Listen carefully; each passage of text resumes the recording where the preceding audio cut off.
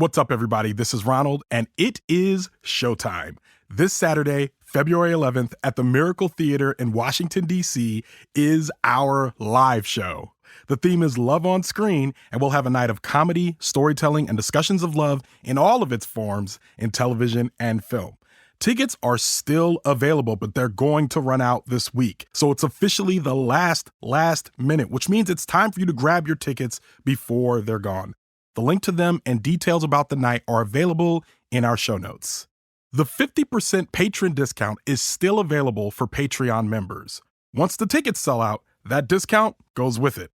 So now is also the time to join the Patreon. That link is in our show notes as well. All right, for today's review, I'm happy to be joined by someone who actually made their show debut while I was out sick in December.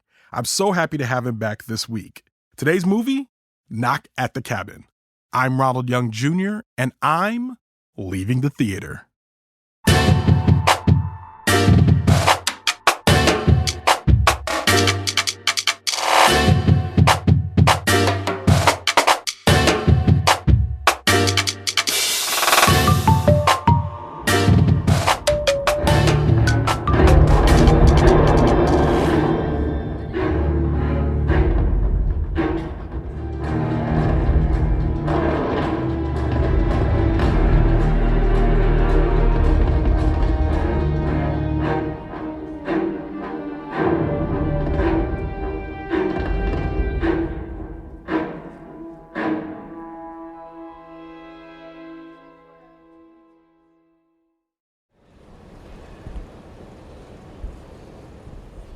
All right, this is Ronald, and I am leaving the theater after seeing Knock at the Cabin.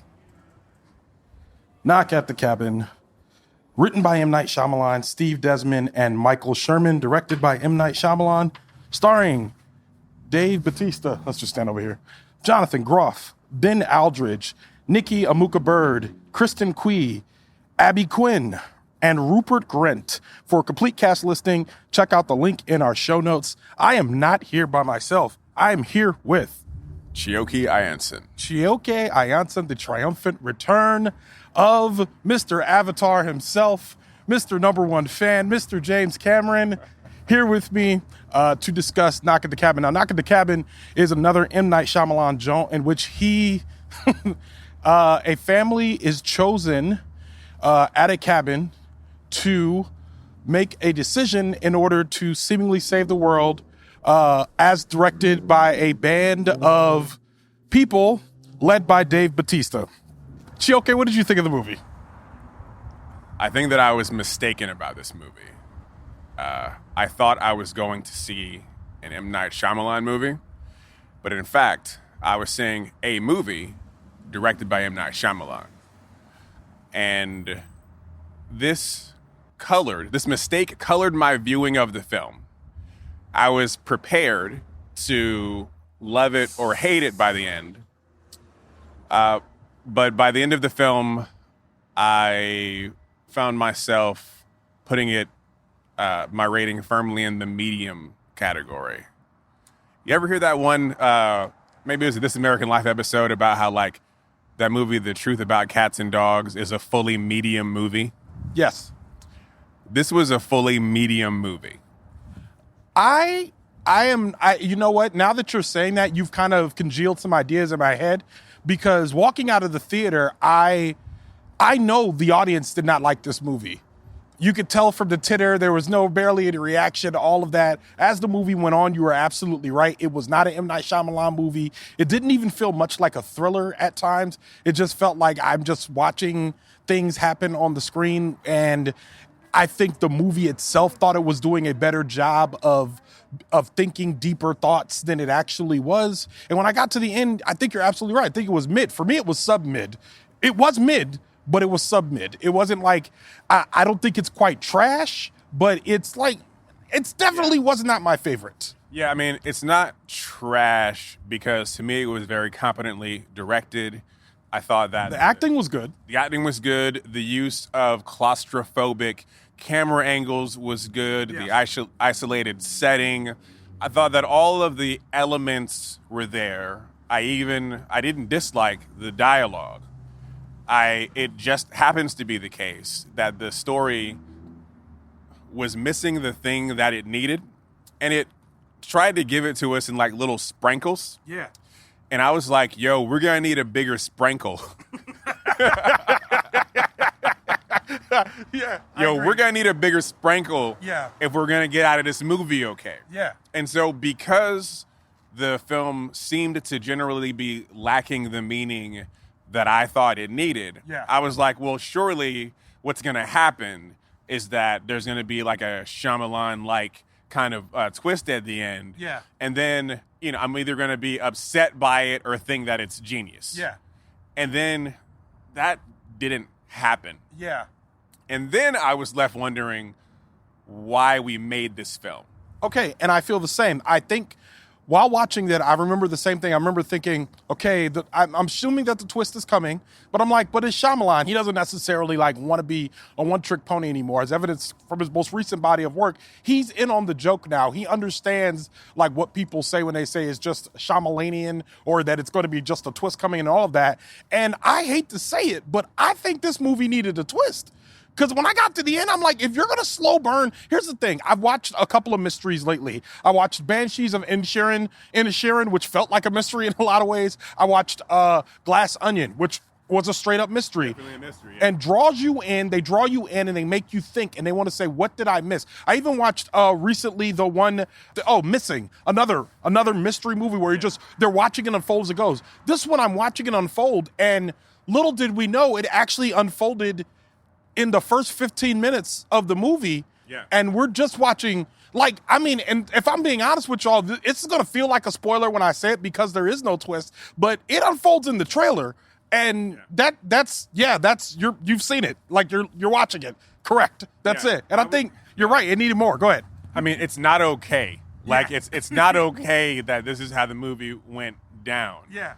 I'm experiencing this. I'm experiencing the same thing you are, where I'm like, I know I didn't like it, but it's hard to articulate why, because all of the things you said worked. Like, all right, yeah. So do you know how we spoke on your Patreon? Subscribe to Ronald Young Jr.'s Patreon, Leaving the Theater. Thank you. We spoke on the Patreon about Atlanta. Atlanta, yes. Okay, and so now in Atlanta, there's a lot of debate online about what certain scenes meant or what they did. Yep. And most of those debates are wrong. Yep. Because those things don't matter. Yep. Like the background plot mechanisms in Atlanta don't matter because Atlanta is about something that's much more profound than simply the setting and what's happening kind of in the story, on the basis of the story.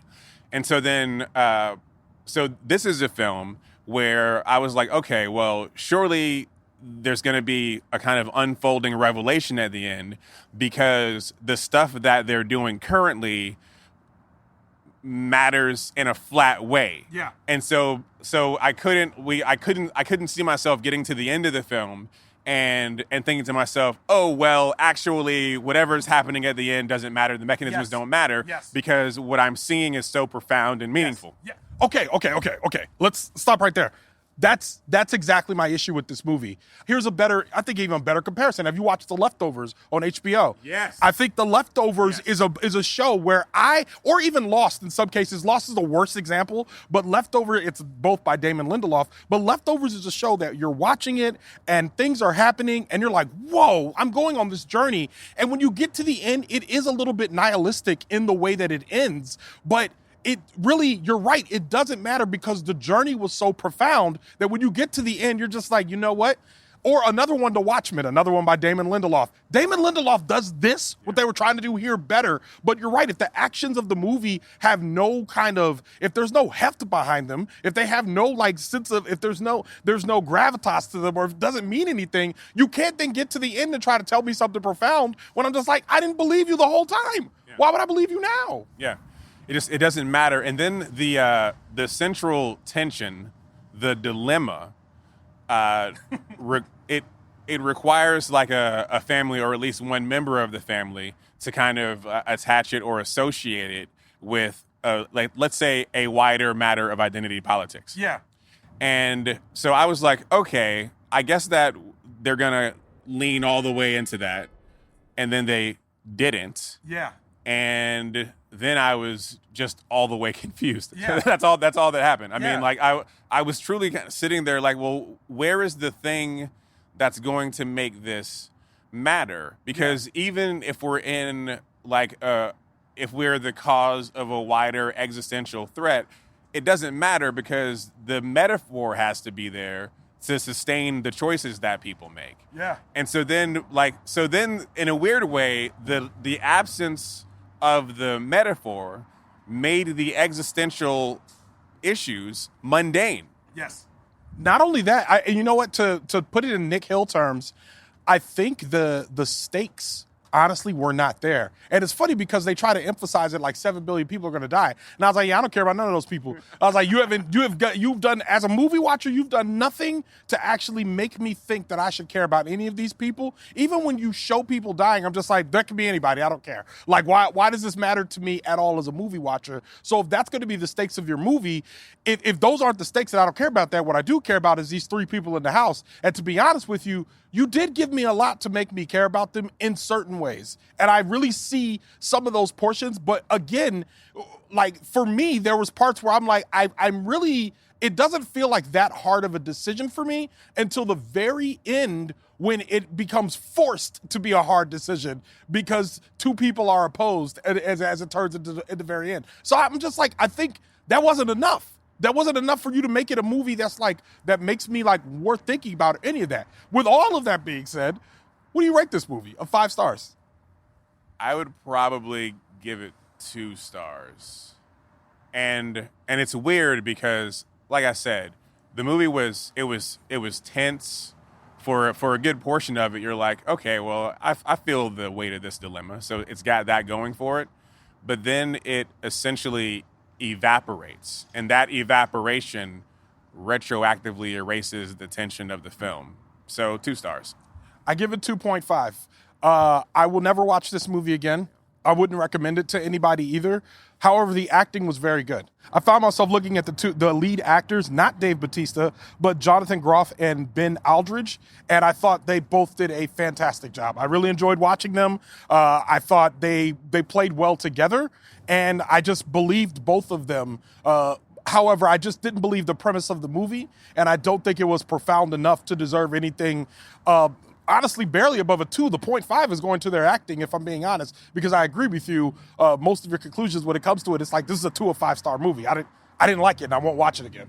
It's a rough movie because if we take the premise seriously, if we start with the movie where the kind of hostage couple believes the dilemma, then it's not a dilemma. Yes.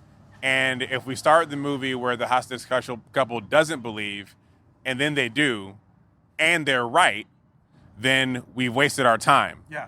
But if we started the movie and the question of belief stayed there and hung in the air the whole movie, yes, it probably would have been a better movie that we would have been excited to talk about. Yes, agreed. And I think they kind of dropped that, you're right, they dropped that tension towards the end in a way that makes us say, oh, I don't know, I really don't know how I feel about the rest of this generally. So, yeah, I mean, I wouldn't watch it again. I think we're both giving it a 2-star rating. Side note, it posits that the queers have to save the world.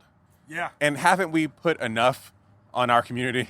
Yeah, no, that's fair. It doesn't make any, it feels completely unfair. How's it going? All right. It feels completely unfair.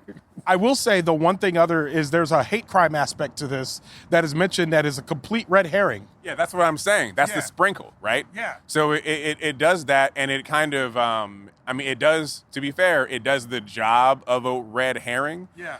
But it does not do so convincingly because it does so in a very weird way because there's this suspicion kind of toward the beginning, and then the suspicion turns out to be true. Also, it doesn't matter. So it's not even a red herring. That's exactly what I'm saying. Yeah, it's like there's a suspicion, it turns out to be true, and it doesn't matter. And I think, honestly, that's this movie. It's, you know what I mean?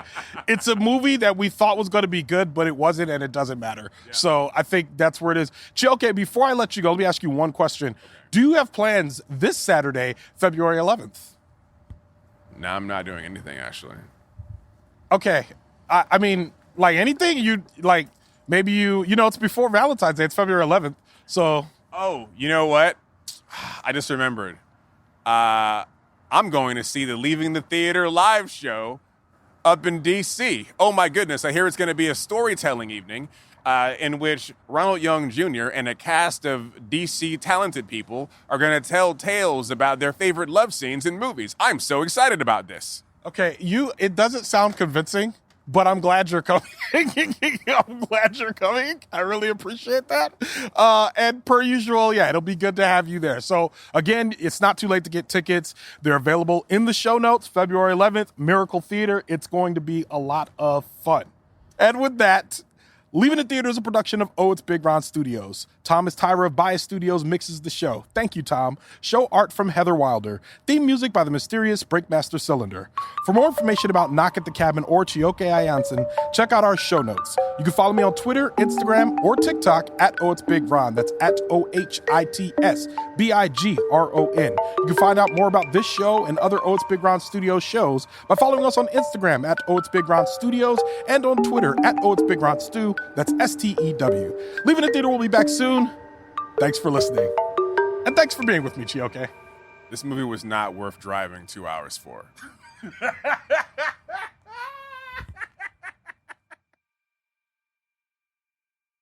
So it's like, yeah, it feels completely unfair. I mean, I think that's the only way to say it. Like, because it's like, it doesn't feel right. Yo, if you come to the Leaving the Theater live show, I will do the voicemail in your home answering machine. Okay, but like they won't recognize you because they won't recognize your face by your voice. So yeah, if you find Chioke, he'll do your voicemail. And if you know anything about NPR underwriting, you'll understand why that's very, very important. Leaving the Theater. Ooh.